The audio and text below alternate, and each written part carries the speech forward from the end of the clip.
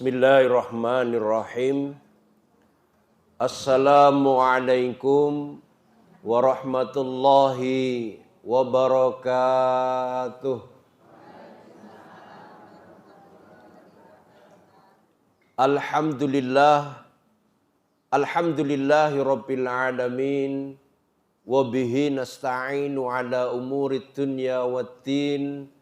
Asyhadu an la ilaha illallah wa asyhadu anna Muhammadan abduhu wa rasuluhu la nabiyya ba'd. Allahumma salli wa sallim wa barik ala nabiyyina Muhammadin wa ala alihi wa sahbihi wa man tabi'ahu bihuda ila yaumiddin. Amma ba'd ayyuhal hadirun, usini wa iyyakum bitaqwallah faqad fazal muttaqun. Saudara-saudaraku jamaah Masjid As-Salam yang dimuliakan Allah Ta'ala, alhamdulillah, puji syukur senantiasa kita haturkan kehadirat Allah Ta'ala atas segala karunia nikmat yang telah dilimpahkan kepada kita semuanya. Dan terkhusus di sore hari ini, alhamdulillah kita bisa disampaikan oleh Allah Ta'ala di Ramadan hingga hari yang ke-16. Insyaallah malam ini ada malam 17 Ramadan yang secara umum malam 17 Ramadan itu adalah malam spesial, gitu ya. Di mana di dalam sebuah hadis Rasulullah Shallallahu Alaihi Wasallam menyatakan bahwa 17 Ramadan itu adalah salah satu malam diturunkan Ramadan, diturunkan Al-Quran, gitu ya. Bahwa Rasulullah Shallallahu Alaihi Wasallam memang di beberapa hadis yang lain ada yang mengisyaratkan itu tanggal 24, gitu ya. Ada yang 24 Ramadan, ada yang 17 Ramadan. Kemudian hadis-hadis lain juga menjelaskan termasuk suhuf Ibrahim itu juga turun di bulan Ramadan. Taurat itu juga turun di bulan Ramadan, gitu ya. Al-Quran juga diturunkan di bulan Ramadan. Nah, secara khusus di malam 17 ini adalah malam di mana Rasulullah Shallallahu Alaihi Wasallam menerima wahyu pertama kali di Gua Hiro. Nah, pada kesempatan sore ini, mohon izin insyaallah akan kita hayati, kita dalami turunnya Al-Quran, hubungannya dengan bagaimana kita mendapatkan barokah di bulan Ramadan, di mana salah satu barokah itu para ulama menjelaskan salah satunya diturunkan Al-Quran. Nah, Al-Quran itu bagaimana bisa menjadi barokah? Maka ada baiknya kita juga memahami sejarah bagaimana Al-Quran itu turun. Dan pelajarannya apa ketika Al-Quran itu diturunkan?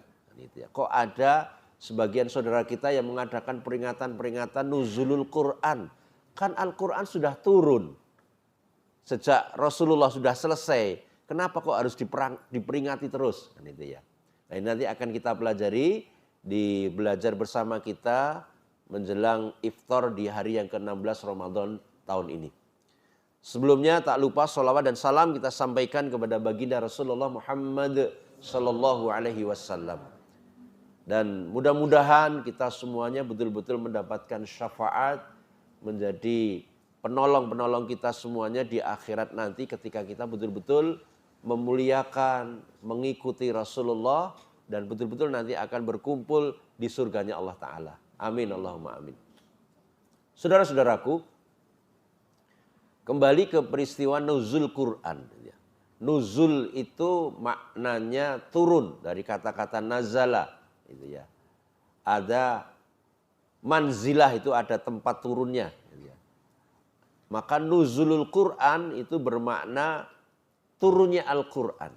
Dalam sejarah, sekali lagi, turunnya Al-Quran itu para mufassir memang ada dua pendapat, gitu ya. Malam itu ada yang malam Lailatul Qadar, itu ada yang tanggal 17 Ramadan. Ada juga yang meriwayatkan itu 24 Ramadan. Gitu ya. Tapi itu tidak penting bagi kita. Yang penting bagaimana turunnya Al-Quran itu. Gitu ya. Bisa 17, bisa 24. Ini kaitannya nanti Lailatul Qadar. Gitu ya. Yang penting bagaimana, yang penting bagi kita itu bagaimana Al-Quran itu nantinya nuzul juga kepada diri kita. Dulu pertama kali Al-Quran itu turun kepada Rasulullah. Dalam sebuah hadis Rasulullah SAW ketika menerima Al-Quran itu dalam hadis riwayat Imam Hakim, Al-Hakim, Al-Quran itu diturunkan secara sekaligus ke langit dunia dan hal itu adalah seperti perpindahan bintang-bintang. Allah menurunkannya kepada Nabi Muhammad SAW sedikit demi sedikit. Nah di dalam surat Al-Baqarah ayat 185 yang sudah sering kita dengar. A'udzubillahi minasyaitonirrajim. Syahrul Ramadan alladzi unzila fihil Qur'an. Bahwasanya pada bulan Ramadan diturunkan Al-Qur'an. Di situ Allah Ta'ala menegaskan bulan Ramadan. Memang sebagian besar ulama menyatakan berpendapat itu malam 17 Ramadan. Itu turun pertama kali. Bagaimana Al-Quran itu turun? Ternyata Allah Ta'ala mengutus yang namanya Malaikat Jibril. Di dalam surat Asy-Syura ayat yang ke-52. Di situ Allah Ta'ala menyatakan wa kadzalika auhayna ilaika ruham min amrina. Demikianlah kami memerintahkan, kami mewahyukan kepadamu wa kadzalika auhayna ilaika ruham min amrina, melalui ruh yang diperintah Allah Ta'ala. Siapa ruh di sini?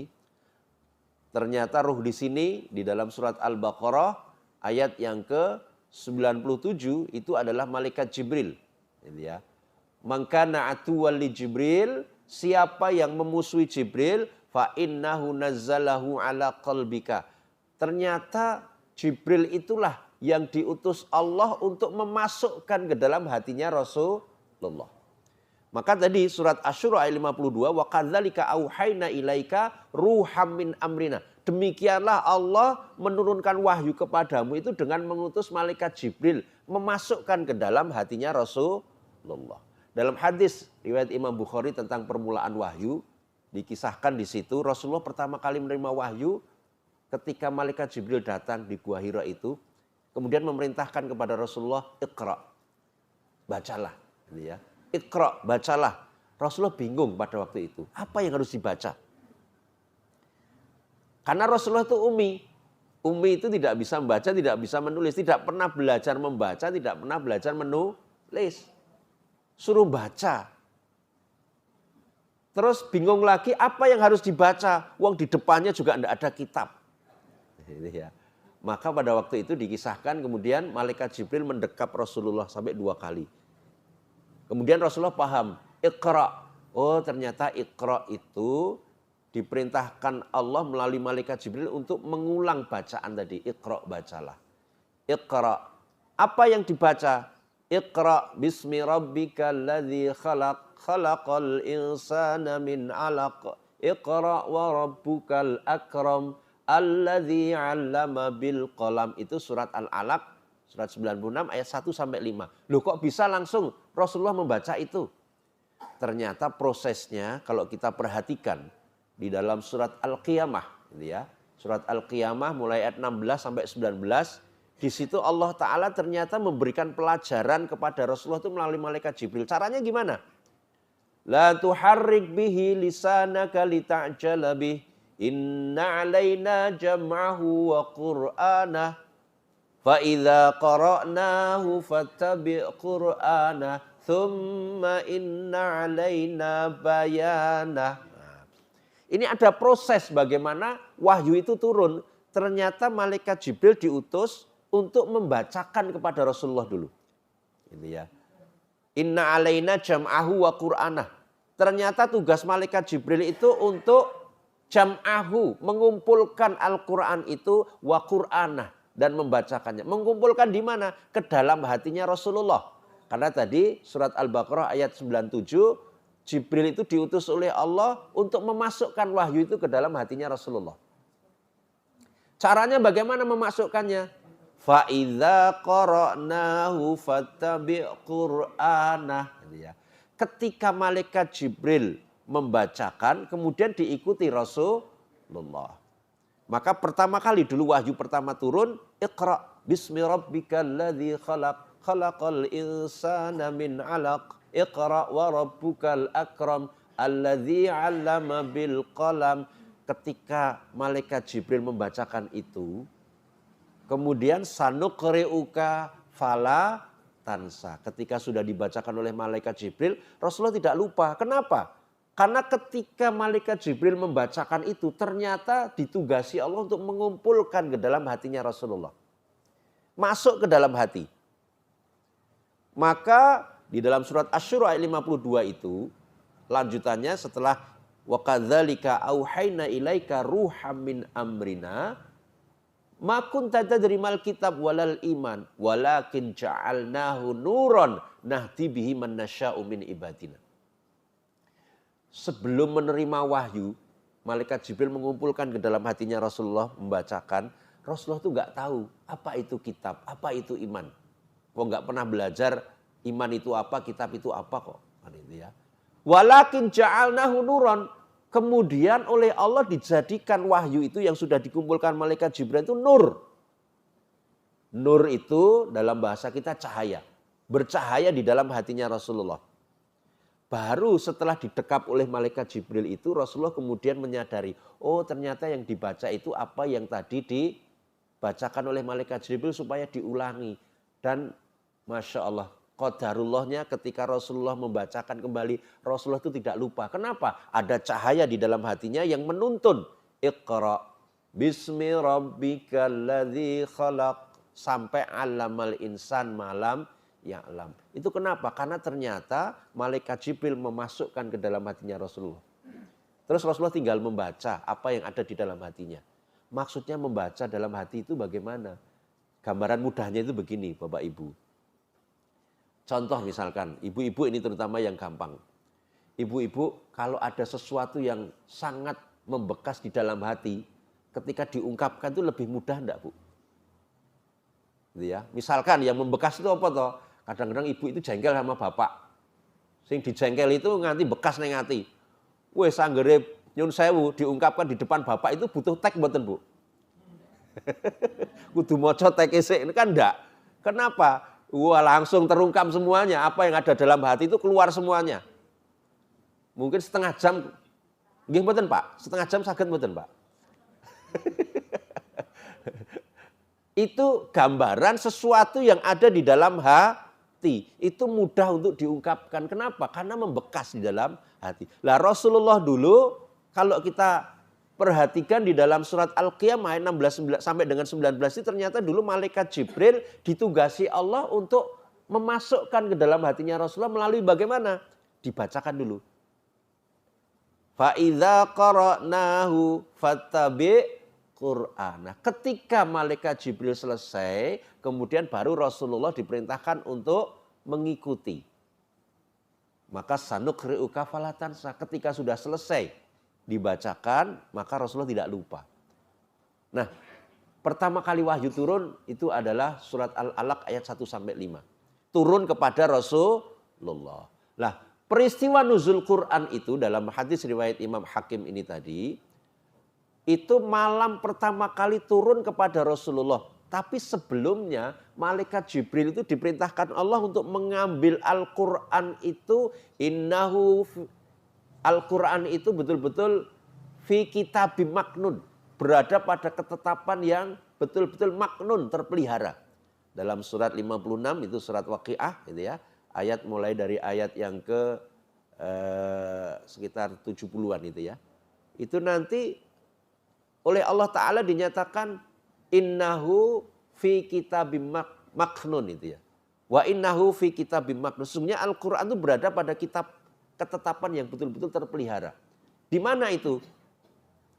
Kitab maknun itu mana? Fi lauhim mahfud. Di lauh mahfud. Jadi malaikat Jibril diperintah Allah untuk membawa Al-Quran dari Lauh Mahfuz. Lauh Mahfuz itu apa? Gitu ya. Nanti keterangan lebih lanjut, Lauh Mahfuz itu di Sidratil Muntaha. Kemudian di situ ada bahasa kita itu model server gitu ya. Server yang oleh Allah ditanam di Lauh Mahfuz itu berisi tentang berbagai hal, termasuk Al-Quran juga diambil dari situ. Al-Quran jumlatan wahidah, satu Al-Quran kalau sekarang dihitung 6.236 ayat itu diambil dari Lauh Mahfuz servernya. Kemudian turun ke Baitul Izzah. Baitul Izzah itu menurut penafsiran Imam Ibnu Abbas itu ya. Ibnu Abbas penafsiran itu di Baitul Izzah, di langit dunia. Diparkir dulu di Baitul Izzah. Baitul Izzah itu di mana? Mungkin pemikiran kita sampai saat ini belum mencapai itu di mana Baitul Izzah itu ya. Pokoknya di langit dunia gampangannya gitu ya.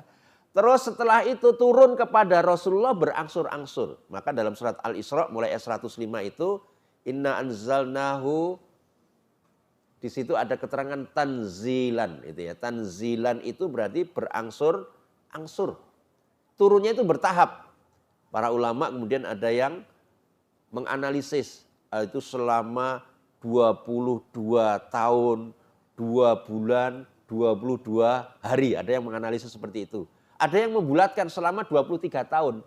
Lah malam 17 Ramadan itu turun pertama kali hanya 5 ayat di surat Al-Alaq. Selanjutnya kemudian berangsur-angsur selama kurang lebih 23 tahun. Dan menurut para mufasir, sebagian juga menyatakan ayat yang terakhir turun itu adalah surah Al-Maidah ayat yang ke berapa itu? 3 ya. Al-yauma akmaltu lakum dinakum wa atmamtu alaikum ni'mati wa raditu lakumul islama dina. Itu sebagian ulama tafsir menyatakan itu ayat yang terakhir turun. Yang pertama turun tadi Al-Alaq gitu ya. Al-Alaq 1-5. Yang terakhir itu adalah surat Al-Maidah ayat ketiga itu. Hari ini al-yauma akmaltu lakum dinakum. Telah aku sempurnakan untuk kalian agamaku. Agama untuk kalian semuanya itu ya. Kemudian waraditu lakumul islamatina, dan aku ridho Islam itu menjadi agama. Nah ini riwayat turunnya seperti itu. Dari Lauh Mahfuz ke Baitul Izzah. Kemudian turun berangsur-angsur. Dan turun kepada Rasulullah itu suatu ketika Rasulullah kadang bertemu dengan malaikat Jibril langsung. Di Gua Hira dulu itu ya. Tapi kadang-kadang malaikat Jibril datang kepada Rasulullah. Di mana? Mungkin bisa di masjid, mungkin di rumah gitu ya. Maka riwayat tentang turunnya Al-Quran itu kadang-kadang Rasulullah mendengarkan suara gerincing berat gitu ya. Kadang-kadang malaikat Jibril itu datang mengajarkan kepada manusia, wujudnya itu wujud manusia biasa, manusia sempurna. Nah ini proses turunnya. Kemudian sampai dengan selesai Haji Wada itu ya, kemudian Rasulullah meninggal gitu ya. Ketika turun ayat yang terakhir itu pada peristiwa Haji Wada itu ya. Nah kemudian turunnya Al-Quran ini ada proses-proses yang kita jadikan pelajaran. Di dalam surat 42 ayat 52 tadi, surat Asy-Syura, ketika Al-Quran masuk ke dalam hati, kemudian menjadikan hati itu bercahaya. Hatinya siapa yang bercahaya ini dulu? Hatinya Rasulullah. Kemudian wa innaka latahdi ila siratim mustaqim. Rasulullah diperintahkan Allah untuk membimbing umat, bagaimana umat itu juga mendapatkan hidayah. Mendapatkan hidayah bagaimana supaya meniti siratal mustaqim. Petunjuk menuju jalan yang lurus. Maka setelah mendapatkan hidayah masuk ke dalam hatinya, Rasulullah diperintahkan fastamsik billadzi uhiya ilaika innaka ala siratin mustaqim. Itu dalam surat Zukhruf surat 43 ayat 43. Fastamsik, Rasulullah ketika sudah menerima wahyu diperintahkan untuk pegang teguh. Dipegang erat-erat. Kenapa? Fa innaka ala siratin mustaqim. Fastamsik billadzi uhiya ilaika innaka ala siratin mustaqim. Rasulullah itu berada di atas siratal mustaqim karena berpegang teguh kepada wahyu yang sudah masuk ke dalam hati yang menjadi cahaya tadi. Ayat berikutnya ayat 44 ternyata innahu la dzikrul laka wa liqaumika fasaufa tus'alun. Ada ayat yang menyatakan sesungguhnya Al-Quran itu zikrul laka. Itu juga peringatan bagimu, hanya ini dulu kepada Rasulullah, wali qaumika, dan juga bagi kaummu. Kaumnya Rasulullah siapa? Ya sejak era sahabat sampai era kita, sampai yang akan datang. Karena Rasulullah itu diutus, wa ma arsalnaka illa kafatan linnas. Surat Al-Anbiya ayat 107. Bahwasanya Rasulullah diutus untuk seluruh manusia. Dan Rasulullah diutus untuk seluruh alam semesta. Wa ma arsalnaka illa rahmatan lil alamin, menjadi rahmat bagi alam semesta. Dan Al-Qur'an itu diturunkan untuk hudal linnas, petunjuk untuk manusia. Surat Al-Baqarah 185. Kalau Taurat, kalau Injil itu dulu untuk kaum-kaum tertentu, gitu ya, untuk Bani Israel. Tapi kalau Al-Qur'an itu untuk seluruh manusia. Lah Rasulullah diperintahkan Allah Ta'ala untuk wa innaka latahdi ila siratim mustaqim. Tugas Rasulullah adalah membimbing bagaimana umat menuju siratal mustaqim menggunakan hidayah itu. Nah ini ada pembelajaran. Ternyata Rasulullah senantiasa berada di atas siratal mustaqim itu karena berpegang teguh kepada wahyu yang sudah masuk ke dalam hatinya. Nah peristiwa nuzul Quran ini kita peringati supaya kita mengambil hikmah. Bagaimana Al-Quran itu juga nuzul ke dalam diri kita. Mungkin bertahun-tahun kita memperingati nuzul Quran, tapi mungkin kita baru dapat cerita. Cerita tentang proses turunnya Al-Quran.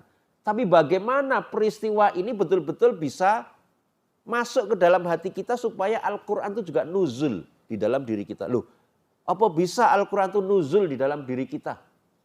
Surat An-Nur ayat 35. Allahu nurus samawati wal ardh mathalu nurihi kamishkatin fiha misbah. Ayatnya cukup panjang. Di tengah ayat itu di situ ada pernyataan Allah Ta'ala nurun ala nurin. Imam Ibnu Katsir dalam tafsirnya menafsirkan nurun ala nurin itu cahaya di atas cahaya. Maksudnya apa? Cahaya Allah di dalam Al-Quran itu dulu masuk ke dalam hatinya Rasulullah sehingga hatinya Rasulullah bercahaya. Imam Ibnu Katsir menafsirkan seperti itu. Kemudian beliau juga memberikan pengertian demikian pula orang-orang iman itu juga hatinya bisa bercahaya ketika Al-Quran juga nuzul. Ketika Al-Quran turun ke dalam hati. Masuk ke dalam hati. Bagaimana cara memasukkan Al-Quran ke dalam hati? Apakah Qur'ane, mushafnya kita bakar terus diminum? Ada yang akhirnya Qur'ane jadi kayak jampi-jampi. Gitu ya. Bagaimana caranya? Supaya Al-Quran itu betul-betul nuzul ke dalam hati kita. Allah Ta'ala memberikan cara ternyata di dalam surat Az-Zumar ayat 22 dan 23.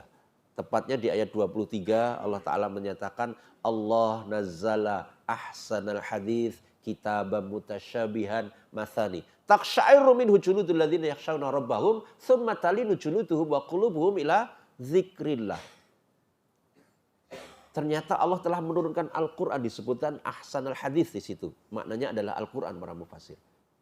Al-Quran itu ketika diulang-ulang maka akan menjadikan hatinya itu akan lembut, kulitnya akan lembut. Kalau hatinya lembut, kulitnya lembut, maka iman itu akan merasuk ke dalam hati. Maka ketika diingatkan Allah akan bergetar di dalam surat Anfal ayat kedua. Ketika ditilawahkan ayat-ayat Allah akan bertambah imannya. Dzalika hudallah, itulah hidayah Allah. Hidayah Allah itu ternyata masuk ke dalam hati. Dan tempatnya hidayah itu ada di mana? Dalam hati. Oleh Allah Ta'ala dalam surat An'am 125 di situ Allah Ta'ala mengingatkan. Mayuridillah ayyahdiyahu yashrah sadrahu lil Islam. Barang siapa yang dikehendaki Allah mendapatkan hidayah, maka dadanya dilapangkan untuk menjalankan Islam. Supaya dadanya lapang, maka dadanya diberi hidayah dulu. Maka hidayah itu ada di dalam hati. Cara masukkannya gimana? Diulang-ulang. Apanya yang diulang-ulang ini? Ternyata kalau dulu Rasulullah itu melalui malaikat Jibril dibacakan masuk ke dalam hatinya. Kalau kita diperintahkan oleh Allah, karena kita tidak dipilih oleh Allah jadi nabi, gitu ya. Kalau nabi khusus dulu langsung masuk. Dan Rasulullah pun berangsur-angsur. Kalau Nabi yang lain sekali, gitu ya, sekali prosesnya. Kalau Rasulullah sampai 23 tahun, ini pelajaran bagi kita. Ternyata turunnya Al-Quran ke dalam diri kita juga bisa makan waktu selama hayat kita masih di kandung badan. Masukkan sedikit demi sedikit. Ini ya. Melalui apa? Ayat yang kita baca. Maka ada perintah untuk Iqra tadi. Surat 96 ayat 1. Iqra, bacalah. Ada perintah untuk tadabbur. Tadabbur itu apa? Ya membaca tapi lebih dalam lagi. Surat 38 ayat 29. Surat As-Sad ayat 29. Tadabbur itu kitabun anzalnahu ilaika mubarakun. Liyadabbaru ayatihi waliyatadzakkara ulul albab. Ternyata Al-Quran yang diturunkan pada Rasulullah itu betul-betul penuh barokah. Liyadabbaru ayatihi, agar kita semua mau mentadabburinya. Dalam terjemahan resmi terbitan Madinah itu dalam format bahasa Indonesia, ketika saya di Madinah, alhamdulillah saya dapat wakaf juga, saya bawa, dan itu sebagai salah satu referensi saya untuk belajar, diterjemahkan, diberikan pengertian dalam pengantarnya, tadabbur itu adalah upaya untuk memahami. Dengan cara bagaimana? Memperhatikan ayat-ayatnya. Jadi ketika tadabbur itu ya dibaca, tapi juga diperhatikan ayat-ayatnya. Kadang kalau kita baca itu kan selama ini hanya bablas-bablas saja. Gitu ya. Terus dibaca. Iya, itu juga diperintahkan. Bahkan Rasulullah juga memerintahkan. Iqra'ul Qur'an. Bahkan tok-tok pun juga Rasulullah memberikan semangat. Iya, tapi ditindaklanjuti. Setelah dibaca, suatu saat kita butuh yang namanya tadabbur. Apa tadabbur itu? Memperhatikan ayat-ayatnya. Kita berhenti dulu, ayatnya berhenti dulu. Diperhatikan, ada apa dalam ayat itu. Kalau kita mau memperhatikan ayat-ayat ini, maka tadabbur itu memperhatikan ayat-ayat. Tidak hanya satu ayat, nanti ada ayat lain. Contohnya ini tadi, tentang turunnya Al-Quran ternyata ada surat Al-Baqarah 185. Ada surat Ad-Dukhan ayat yang ketiga. Inna anzalnahu fi lailatin mubarakah. Oh, ada surat Asyura ayat yang ke-52. Oh, ada surat Al-Qiyamah ayat 16 sampai 19. Ini kalau kita perhatikan ayat-ayatnya, nanti kita akan mendapatkan pelajaran. Oh, surat 17, surat Al-Isra, gitu ya. Ayat 105 sampai 109. Kalau kita kumpulkan, kemudian kita perhatikan ayat-ayatnya, maka insya Allah waliyatadzakkara ulul albab. Ulul albab itu akan mendapatkan pelajaran. Pelajaran tentang apa? Oh, dulu proses turunnya Al-Quran itu seperti itu. Nah, kita diperintahkan Allah Ta'ala juga untuk mentadabburi seperti itu. Dan itu diulang-ulang, bacaannya diulang-ulang, tadabburnya diulang-ulang. Tadarusnya juga diulang-ulang. Tadarus itu apa? Kalau dulu Rasulullah beri contoh tadarus itu dengan malaikat Jibril. Kalau di Maghribi dulu ada istilah simaan. Gitu ya. Kita saling mendengarkan, saling mengkoreksi. Didengar, dikoreksi, dikenal, dikoreksi gitu ya. Ya seperti sekarang tadarus gitu ya. Ada yang baca kemudian dikoreksi oleh saudara-saudara yang lain. Itu tadarusan. Lah tadarusan itu juga diperintahkan oleh Allah Ta'ala. Surat Ali Imran ayat 79. Ya. Generasi Robbani. Generasi yang bima kuntum tu'allimunal kitab wa bima kuntum tadrusun. Ada kalimat tadarus di situ. Tu'allimunal kitab juga diperintahkan Allah Ta'ala dalam ayat itu. Apa tu'allimunal kitab itu? Belajar mengajar. Sampai dalam hadis yang masyhur, hadis sahih ini Rasulullah mengingatkan, khairukum man ta'allamal Quran wa 'allamahu. Sebaik-baik kalian adalah yang mau belajar dan mau mengajar. Jadi membacanya ditingkatkan, tidak hanya membaca nyun sewu, apalagi kita orang azam, orang asing yang tidak tahu bahasa Arab. Ditingkatkan tadabburnya. Kalau kita perhatikan ini menurut bahasa Indonesia apa toh? Ya, belajarnya ditingkatkan lagi. Maka insya Allah lama-lama kita akan mendapatkan pelajaran-pelajaran. Ada lagi perintah untuk tilawah. Tilawah itu bagaimana? Ya.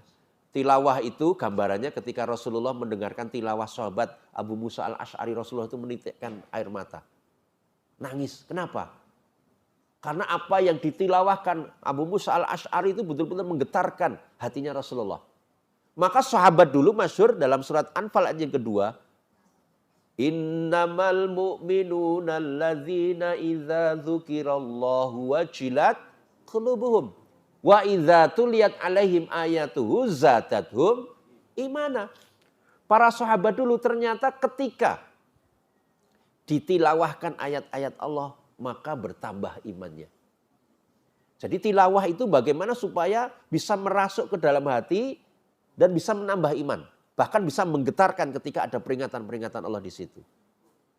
Bahkan orang-orang dulu di dalam surah 32, As-Sajdah ayat 15 itu ya. Orang-orang dulu itu ketika ditilawahkan ayat-ayat Allah maka mereka rebah sujud. Bahkan ada yang menangis. Surat Al-Isra ayat 108. Bertambah khusyuk. Itu namanya tilawah. Maka tilawah itu berarti betul-betul dibacakan secara mendalam sehingga betul-betul menghayati. Itu dulu Rasulullah mentilawahkan pada para sahabat. Maka tilawah itu tidak hanya sekedar dibacakan, tapi betul-betul diterangkan sehingga betul-betul bisa menambah keimanan. Itu makna tilawah secara luas.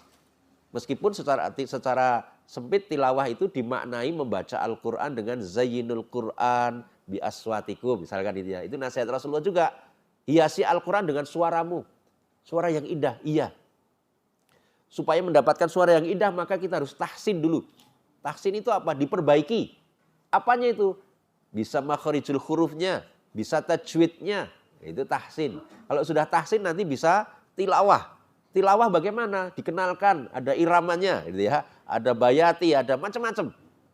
Silakan itu dikembangkan. Itu diulang-ulang semuanya. Bacaannya sampai dengan bagaimana kita bisa menghayati. Sehingga nanti Al-Quran itu betul-betul nuzul di dalam hati kita. Dan syarat penting supaya hati kita itu betul-betul bisa masuk cahaya Al-Quran. Di dalam surat 56 juga, surat Waqiah ayat 79, Allah Ta'ala memberikan persyaratan.